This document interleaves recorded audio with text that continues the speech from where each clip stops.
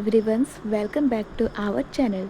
आज के इस वीडियो में हम जूलॉजी के एक बहुत ही इम्पॉर्टेंट टॉपिक को डिटेल में समझने वाले हैं, जिसका नाम है प्रोटोजोआ। ये सेमेस्टर 1 का यूनिट 2 है।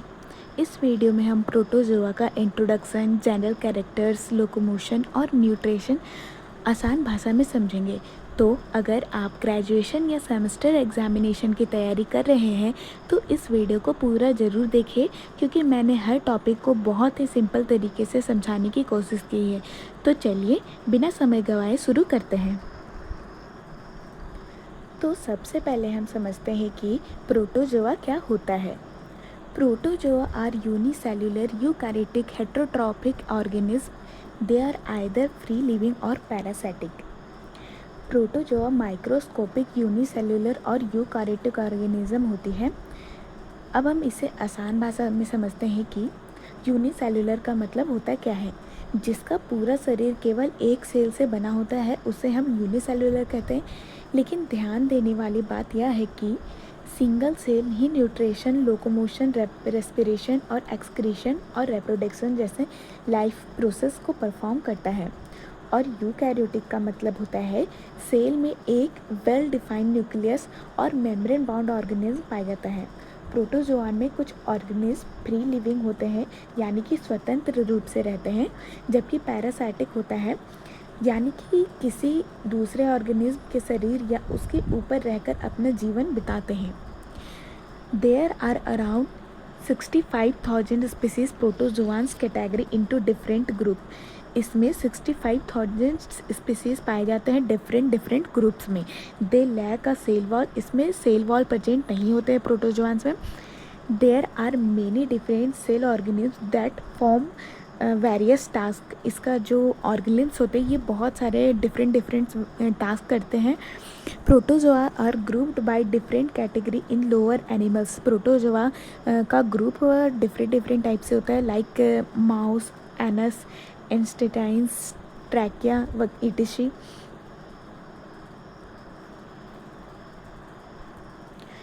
और प्रोटोजोआस में कुछ ऑर्गेनिज्म फ्री लिविंग होते हैं, यानी स्वतंत्र रूप से रहते हैं, जबकि कुछ पैरासाइटिक होते हैं। अब हम समझते हैं कि पैरासाइटिक होता क्या है। पैरासाइटिक यानी कि किसी दूसरे ऑर्गेनिज्म के शरीर में या उसके ऊपर रहकर अपना जीवन बिताना, उसे हम कहते हैं पैरासाइटिक। और प्रोटोजोआ मुख्य रूप से वाटर, मॉइस्ट सॉइल और अनमॉइस्ट इन्वायरमेंट में भी पाए जाते हैं। There are many protozoa that causes various disease in animals and humans. Example Plasmodium. Plasmodium malaria parasite होता है। ट्रैपोसोमा स्लीपिंग सिकनेस, ट्रैकोमोनास etc. कुछ प्रोटोजोआन्स ह्यूमंस और एनिमल्स में डिजीज़ भी काउजेस करते हैं, जैसे कि प्लाज्मोडियम जो कि मलेरिया का कारण बनता है।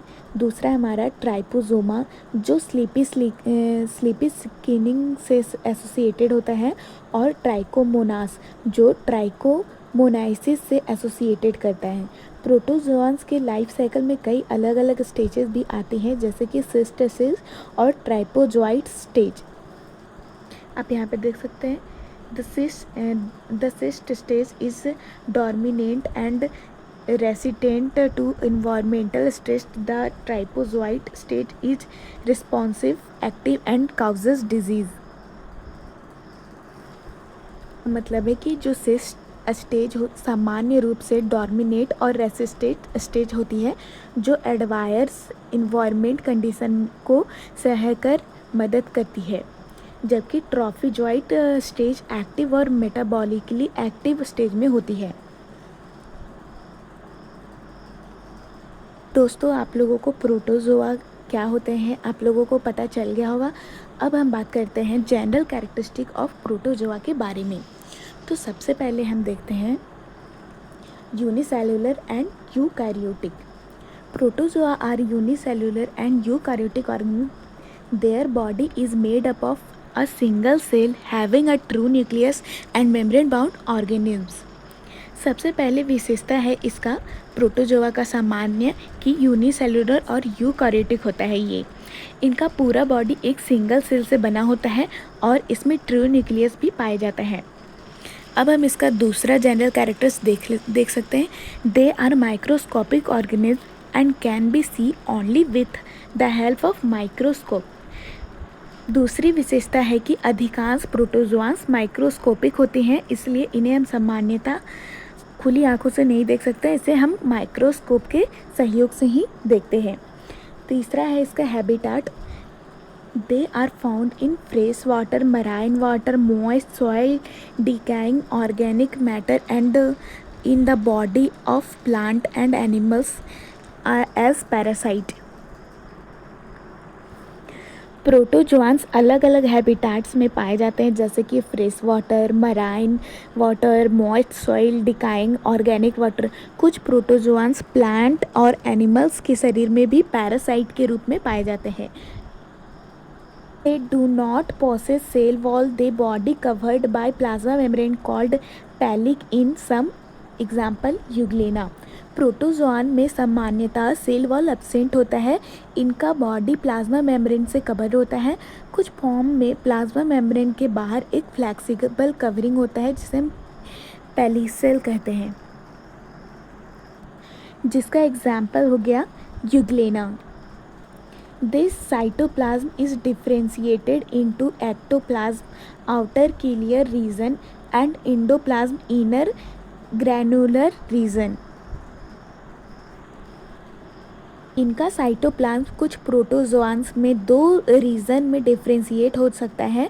पहला होगा एक्टोप्लाज्म और दूसरा होता है इंडोप्लाज्म। एक्टोप्लाज्म बाहरी क्लियर रीजन होता है, जबकि इंडोप्लाज्म अंदर का कंपेटिवली ग्लैनुलर रीजन होता है। अब हम लोकोमोशन देख लेते हैं। They move from one place to another with the help of pseudopodia, flagella और सीलिया। प्रोटोजोआंस में लोकोमोशन के लिए मुख्यतः रूप से तीन स्ट्रक्चर पाए जाते हैं, जो कि हमारा स्यूडोपोडिया, फ्लैजिला और सीलिया। इनके बारे में हम आगे डेफिनेशन अच्छा से डिटेल से पढ़ेंगे।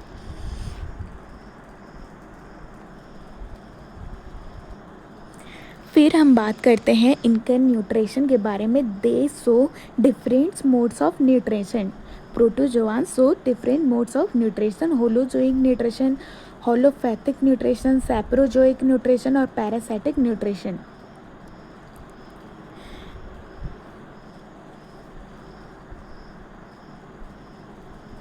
सभी को हम वीडियो के आगे में डिटेल में समझने वाले हैं। फिर हम इसका देख लेते हैं digestion. Digestion is intracellular food is taking into food vacuoles where enzyme act on the foods. Holozoic protozoan में डाइजेशन सामान्यतः इंट्रासेलुलर होता है। उदाहरण के लिए एमोबॉइड फूड को इनगल्फ करता है और फूड वैक्यूल बनाते हैं। इसी फूड वैक्यूल में एंजाइम्स की सहायता से डाइजेशन होता है। फिर हम देख लेते हैं इसका रेस्पिरेशन आकर by simply diffusion through the body surface. Protozoan में कई स्पेशली रेस्पिरेशन ऑर्गेनिज्म नहीं होते हैं। गैस एक्सचेंज मुख्य रूप से डिफ्यूजन द्वारा बॉडी सरफेस से होता है।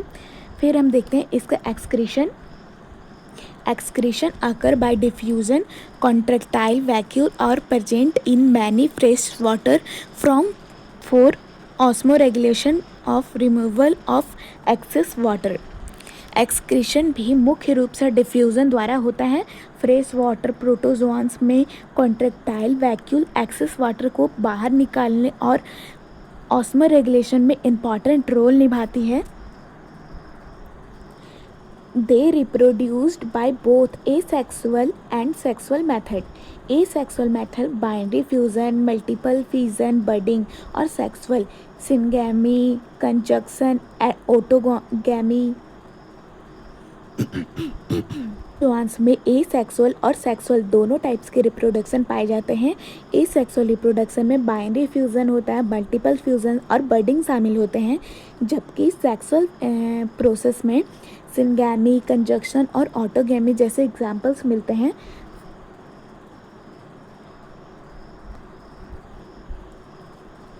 इन्वायरमेंटल कंडीशन अनफेवरेबल हो जाती है तब कोई प्रोटोजोआंस एक रेसिस्टेंस स्ट्रक्चर बनाते हैं जिसे सिस्ट कहते हैं। इस प्रोसेस को हम इंसाइस्टमेंट कहते हैं। जब कंडीशन फेवरेबल होता है तो सिस्ट से एक्टिव फॉर्म बाहर निकल जाता है, उस प्रोसेस को एक्साइटमेंट कहते हैं। न्यूक्लियर कंडीशन में प्रोटोजोआन्स में न्यूक्लियर वेल डिफाइंड होता है और कुछ प्रोटोजोआन में एक न्यूक्लियस होता है, जबकि कुछ में मोर देन वन न्यूक्लियस भी पाया जाता है। उदाहरण के लिए पैरामीशियम में मैक्रोन्यूक्लियस और माइक्रो पाए जाते हैं। अब हम बात कर लेते हैं parasitic form. Many parasite are parasitic and causes disease in human beings and animals. Like बहुत सारे पैरासाइटिक होते हैं जो ह्यूमंस और एनिमल्स में काउज करते हैं, लाइक प्लाज्मोडियम, मलेरिया, एंटामीबा, एमोबोसिस, ट्रैप्टोसोमा, ये सारा हमारा पैरासाइटिक होता है।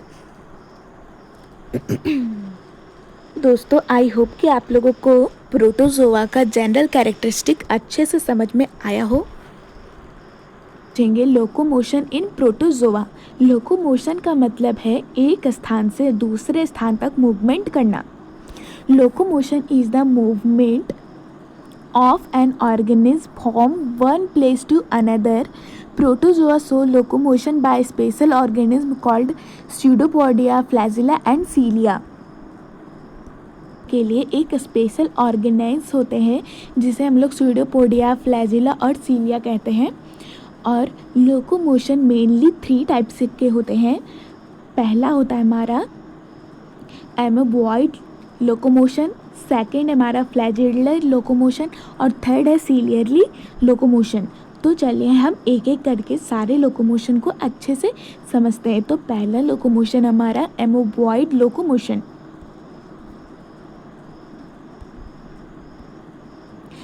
It is performed by pseudopodia. Pseudopodia are temporary project of cytoplasm. Cytoplasmic streaming help in the formation of pseudopodium and the whole cell move in that direction. सबसे पहले हम amoeboid locomotion समझते हैं कि लोकोमोशन स्यूडोपोडिया के सहयोग से होता है। स्यूडोपोडिया का मतलब होता है फॉल्स फीट। स्यूडोपोडिया का मतलब होता है फॉल्स फीट। यह साइटोप्लाज्म के टेम्परेरी प्रोजेक्शन में होता है। जब साइटोप्लाज्म आगे की तरफ फ्लो करता है तो स्यूडोपोडियम बनता है और पूरा ऑर्गेनिज्म उसी डायरेक्शन में मूव करता है। इसका सबसे अच्छा एग्जाम्पल है एमीबा। स्यूडोपोडिया के मुख्य टाइप्स कुछ इस प्रकार के होते हैं। ये था हमारा एमोबॉइड लोकोमोशन का एग्जाम्पल एमीबा। ये एमीबा का डायग्राम है। ये हमारा हो गया स्यूडोपोडियम। अब हम देख लेते हैं कि टाइप्स ऑफ स्यूडोपोडिया। स्यूडोपोडिया का टाइप्स भी है लोबोपोडिया,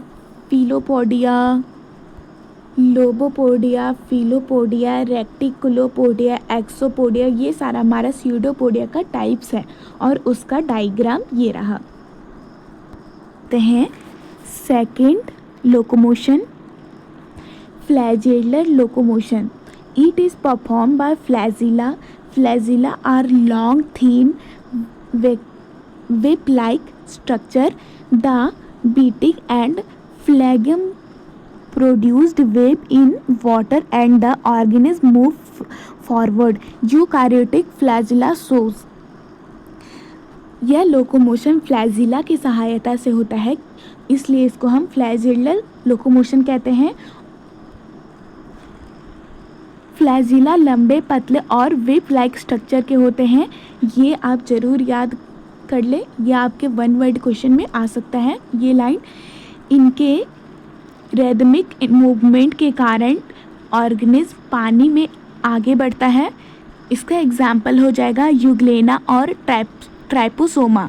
यूकार्योटिक फ्लैजिला की इंट्रासेलुलर स्ट्रक्चर में सामान्यतः 9+2 अरेंजमेंट ऑफ माइक्रोट्यूब्यूल्स पाए जाते हैं। इसमें 9+2 अरेंजमेंट ऑफ माइक्रोट्यूब्यूल्स पाए जाते हैं। और फ्लैजिलर लोकोमोशन का एग्जाम्पल हो जाता है हमारा यूग्लेना और ट्राइपोसोमा। ये रहा हमारा यूग्लेना और ये था हमारा ट्राइपोसोमा। इसमें 9+2 अरेंजमेंट ऑफ माइक्रोट्यूब्यूल्स पाए जाते हैं। अब हम दिखा देते हैं आपको स्ट्रक्चर ऑफ फ्लैजिलम। ये रहा हमारा स्ट्रक्चर ऑफ फ्लैजिलम। इसमें आप देख सकते हैं 9+2 अरेंजमेंट किया गया है। ये हमारा आउटर माइक्रोट्यूब्यूल है, ये हम इसको कहते हैं डाइन आर्म्स, ये सेंट्रल माइक्रोट्यूब्यूल, और ये रहा हमारा प्लाज्मा मेम्ब्रेन। ये 9+2 अरेंजमेंट ऑफ माइक्रोट्यूब्यूल्स होता है। तो चलिए अब हम थर्ड समझ लेते हैं, थर्ड लोकोमोशन के बारे में, जिसका नाम है ciliary locomotion. It is perform by cilia. ये सीलिया से परफॉर्म करता है, इसलिए इसे हम लोग सीलियरली लोकोमोशन कहते हैं। Cilia are short numerous hair like structure, they beat in a coordinate manner, they are two phase in the movement of cilia. Cilia coordinate तरीके से बीट करती है। यह लोकोमोशन सीलिया की सहायता से करता है। सीलिया छोटे न्यूमरस और हेयर लाइक स्ट्रक्चर होता है। इनका सबसे अच्छा एग्जाम्पल हमारा है पैरामीशियम। सीलियरली लोकोमोशन का एग्जाम्पल हमारा पैरामीशियम। पैरामीशियम सीलियरली कोऑर्डिनेशन के तरीके से बीट करता है। इनमें मुख्यतः दो रूप से स्ट्रोक्स देखे जाते हैं। पहला होता है इफेक्टिव स्ट्रोक, जो ऑर्गेनिल्स को आगे बढ़ाने में मदद करता है। यहाँ पे आप देख सकते हैं पैरामीशियम में दो स्ट्रोक्स पाए जाते हैं। एक होता है इफेक्टिव स्ट्रोक्स, दूसरा है रिकवरी स्ट्रोक्स। इफेक्टिव स्ट्रोक्स जो ऑर्गेनिज्म को आगे बढ़ाने में मदद करता है, और रिकवरी स्ट्रोक जिनमें सीलियम अपनी ऑर्गेनिल पोजीशन को वापस आता है। सीलिया की कोऑर्डिनेशन बीटिंग को मैंथ्रॉयल रिदम कहा जाता है। लोकोमोशन, तो हमने क्या देखा कि लोकोमोशन 3 प्रकार के होते हैं। पहला होता है एमोबॉइड लोकोमोशन, दूसरा फ्लैजिलर लोकोमोशन, तीसरा हमारा सीलियर लोकोमोशन। एमोबॉइड लोकोमोशन का एग्जाम्पल है एमीबा, ये आप ज़रूर याद रखें। और इसमें स्यूडोपोडिया के थ्रू लोकोमोशन होता है। और दूसरा हमारा फ्लैजिलर लोकोमोशन, जिसमें फ्लैजिला के थ्रू लोकोमोशन होता है, इसलिए हम लोग इसे फ्लैजिलर लोकोमोशन कहते हैं। और इसका एग्जाम्पल हो जाएगा यूग्लेना और ट्राइपोसोमा। थर्ड है हमारा सीलियरली लोकोमोशन, जिसमें सीलिया के थ्रू इसमें लोकोमोशन होता है, और इसका एग्जाम्पल है पैरामीशियम। ठीक है, आई होप कि आप लोगों को लोकोमोशन अच्छे से समझ में आया हो। तो अब हम देखते हैं इसके न्यूट्रिशन के बारे में। अब हम बात करते हैं न्यूट्रिशन इन प्रोटोजोआ के बारे में। Protozoa show diversified mode of nutrition, they may be autotrophic as well as heterotrophic. Nutrition का मतलब है ऑर्गेनिज्म द्वारा फूड प्राप्त करना, उसका उपयोग करना, ये हमारा न्यूट्रिशन कहलाता है। प्रोटोजोआंस में न्यूट्रिशन के कई मोड्स पाए जाते हैं, मुख्यतः 2 रूप्स में पाए जाते हैं। पहला तो हमारा होता है ऑटोट्रॉफिक और दूसरा होता है हेटेरोट्रॉफिक ऑफ न्यूट्रिशन। तो इसे हम अच्छे से समझते हैं। पहला न्यूट्रिशन हमारा ऑटोट्रॉफिक, दूसरा हेटेरोट्रॉफिक। तो चलिए हम इसे एक एक करके समझते हैं। Autotrophic nutrition, some protozoans can prepare their own food by the process of photosynthesis। Autotrophic nutrition में ऑर्गेनिज्म अपना फूड स्वयं बनाता है फोटोसिंथेसिस करके। कुछ प्रोटोजोआन फोटोसिंथेसिस की सहायता से फूड बनाते हैं। इसमें क्लोरोप्लास्ट इंपॉर्टेंट रोल निभाता है, क्योंकि ये फोटोसिंथेसिस करता है। They possess chloroplast containing chlorophyll and other pigments. These organisms are called holophytic, इसलिए इस ऑर्गेनिज्म को हम लोग होलोफाइटिक्स भी कहते हैं। और इसका एग्जाम्पल हम देखते हैं यूग्लेना होता है इसका एग्जाम्पल्स। यूग्लेना में क्लोरोप्लास्ट पाया जाता है, इसलिए सुटेबल लाइट कंडीशन में यह फोटोसिंथेसिस करके अपना फूड बना सकता है। इस प्रकार के न्यूट्रिशन को होलोफाइटिक्स न्यूट्रिशन भी कहा जाता है। तो ये था हमारा ऑटोट्रॉफिक ऑफ न्यूट्रिशन, और ये अपना फूड प्रिपेयर करता है फोटोसिंथेसिस के थ्रू। अब हम देख लेते हैं हेटेरोट्रॉफिक ऑफ न्यूट्रिशन क्या है। These protozoans can not prepare their own food, they depend on other organic suitable for their nutrition. It is of their 3 types: holozoic nutrition, saprozoic nutrition और parasitic nutrition. अब हम बात करते हैं heterotrophic nutrition के बारे में। इसमें ऑर्गेनिज्म अपना फूड स्वयं नहीं बनाता है। ऑटोट्रॉपिक में क्या हो रहा था, ऑटोट्रॉपिक में अपना खाना ये खुद से बना रहा था फोटोसिंथेसिस करके, जिसके लिए इसको क्लोरोफिल की ज़रूरी हो रही थी। और दूसरा है हमारा हेटरोट्रॉपिक में क्या हो रहा है कि ये अपना फूड खुद से नहीं बनाता है। इसमें ऑर्गेनिज्म अपना फूड स्वयं नहीं बनाता है बल्कि दूसरे सोर्स ऑर्गेनिक न्यूट्रिशन से प्राप्त करता है। इसके मुख्यतः टाइप्स होते हैं हॉलोजोइक न्यूट्रिशन, सैप्रोजोइक न्यूट्रिशन और पैरासिटिक न्यूट्रिशन। तो चलिए हम इसे एक एक करके समझते हैं। तो सबसे पहला हमारा होलोजोइक न्यूट्रिशन। तो होलोजोइक न्यूट्रिशन को हम समझते हैं। In this types solid food parasites are taken into the body.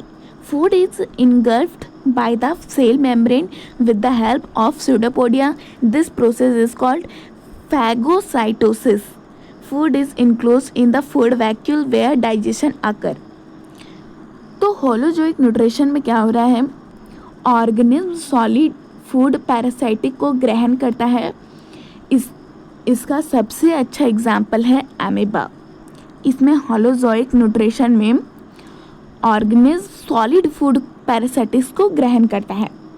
Amoeba pseudopodia के मदद से फूड पैरासाइट को घेर लेता है और सेल के अंदर ले जाता है। इस प्रोसेस को हम लोग फैगोसाइटिस कहते हैं। इसके बाद फूड के चारों ओर फूड वैक्यूल्स बनती हैं और फिर डाइजेशन होता है, जिसको होलोजोइक न्यूट्रिशन के मुख्य स्टेप्स में बांटा गया है। इसका पहला स्टेप्स है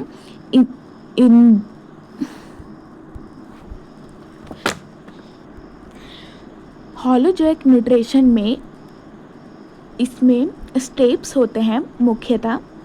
पहला होता है हमारा इंजेशन, फिर होता है हमारा डाइजेशन, फिर होता है एब्जॉर्प्शन और एसिमिलेशन और इंजेस्टन हो जाता है। आइए अब हम इसे आसान भाषा में समझते हैं कि इंजेशन में क्या होता है। पहला कि फूड को ये अंदर करता है। सबसे पहला अमीबा क्या करता है, फूड को अंदर करता है, फिर कॉम्प्लेक्स फूड को सिंपल स्ट्रक्चर में बदल देता है। डाइजेशन करके ये जो कॉम्प्लेक्स फूड था इसको डाइजेस्ट करके सिंपल स्ट्रक्चर में बदल देता है, सिंपल सब्सटेंस में बदल देता है। फिर डाइजेशन न्यूट्रिशन का एब्जॉर्ब होना एब्जॉर्प्शन कहलाता है। फिर डाइजेशन और न्यूट्रिशन को एब्जॉर्ब करता है, जिसे हम लोग एब्जॉर्प्शन कहते हैं। न्यूट्रिशन का ग्रोथ और एनर्जी के लिए उपयोग होना एसिमिलेशन करता है। न्यूट्रिशन का ग्रोथ करता है, यहाँ पे न्यूट्रिशन का ग्रोथ हो जाता है, इससे ये बाहर निकल जाता है, तो इसे हम लोग एसिमिलेशन कहते हैं। और इससे इंजेशन हो जाता है एंड इसके अनडाइजेस्ट जो फूड होता है ये बाहर निकल जाता है। आई होप कि ये प्रोसेस आप लोगों को अच्छे से समझ में आया होगा, होलोजोइक न्यूट्रिशन। अब हम बात करते हैं सैप्रोजोइक न्यूट्रिशन के बारे में। ये देखिए यहाँ पे हमारा स्टेप्स है, स्टेप्स ऑफ होलोजोइक न्यूट्रिशन। यहाँ पे पहला हो रहा है इंजेशन, फिर डाइजेशन, एब्जॉर्प्शन, एसिमिलेशन। ये था हमारा स्टेप्स ऑफ होलोजोइक न्यूट्रिशन। यहाँ पे हम डायग्राम्स के थ्रू समझाए हैं। अब हम देखते हैं सैप्रोजोइक न्यूट्रिशन क्या होता है। In this types dissolved organic matter is absorbed directly through the body surface. No solid food is taken. Example हो जाएगा some free living and parasitic protozoans. अब हम बात करते हैं सैप्रोजोइक न्यूट्रिशन के बारे में। इसमें प्रोटोजोआंस डिजॉल्व ऑर्गेनिज्म सब्सटेंस को सीधा बॉडी सरफेस से एब्जॉर्ब करता है। इसमें सॉलिड फूड को इनगल्फ करने की ज़रूरत नहीं होती है। तो ये था हमारा सैप्रोजोइक न्यूट्रिशन। फिर हम बात करते हैं पैरासाइटिक न्यूट्रिशन के बारे में। In this type protozoans live in और on the body of a host and obtain nutrient from it. They may harm the host and causes disease. इसका एग्जाम्पल्स हो जाएगा प्लाज्मोडियम जो कि मलेरिया काउजेज करता है, एंड अमीबा हिस्टोलाइटिक एमेबोइसिस ट्रैप्टोसोमा स्लीपिंग सिकनेस करता है। तीसरा पैरासाइटिक न्यूट्रिशन है हमारा ये पैरासाइटिक न्यूट्रिशन। इसमें प्रोटोजोआन किसी दूसरे ऑर्गेनिम्स के बॉडी में या बॉडी पर रहकर न्यूट्रिशन प्राप्त करता है। जिस ऑर्गेनिज्म में पैरासाइट न्यूट्रिएंट प्राप्त करता है उसे होस्ट कहा जाता है। उसे क्या कहा जाता है? होस्ट कहा जाता है। इसका एग्जाम्पल्स है प्लाज्मोडियम, एंटोमीबा हिस्टोलोका, ट्रैप्टोसोमा। प्लाज्मोडियम जो कि मलेरिया काउज करता है, एंटोमीबा हिस्टोलोका एमेबोइसिस काउज करता है, और ट्रैप्टोसोमा स्लीपिंग सिकनेस करता है। तो ये था हमारा न्यूट्रिशन ऑफ प्रोटोजोआंस। तो इस वीडियो में हमने प्रोटोजोआ के बारे में डिटेल में समझा कि व्हाट इज़ प्रोटोजोआ, प्रोटोजोआ क्या है, फिर उसके जनरल कैरेक्टरिस्टिक ऑफ प्रोटोजोआ समझें, फिर हम लोकोमोशन इन प्रोटोजोआ समझें और न्यूट्रिशन इन प्रोटोजोआ समझें। तो अगर आपको यह वीडियो हेल्पफुल लगा हो तो वीडियो को लाइक ज़रूर करें और अपने दोस्तों के साथ शेयर करें। अगर आप ऐसे ही ग्रेजुएशन लेवल जूलॉजी के आसान हैंडराइटिंग नोट्स और एक्सप्लेनेशन चाहते हैं तो हमारे चैनल को सब्सक्राइब करना मत भूलिए और कमेंट करके ज़रूर बताएं कि अगला टॉपिक आप किस चैप्टर पर पढ़ना चाहते हैं। Thank you for watching. मिलते हैं अगले वीडियो में, तब तक के लिए पढ़ते रहिए और सीखते रहिए। बाय।